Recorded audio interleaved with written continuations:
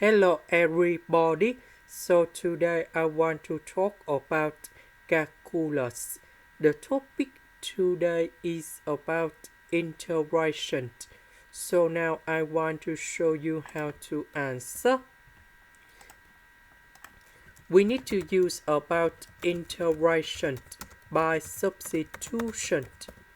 So I will put about u equals to this one. Later that we do first derivative for the both sides. This one, if we do first derivative of s squared, we have to ask this one, that is about the constant. So you got number 0 in here. Because we don't have number 2, so we divide both sides by number 2. This one we change by u. The s we change by this one.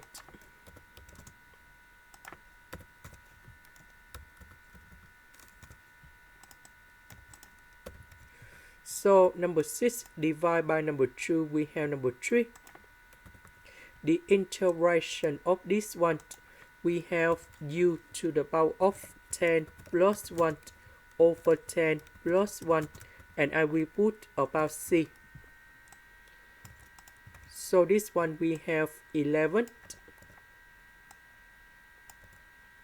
about u, that is about this one. This is the end. Thank you for watching.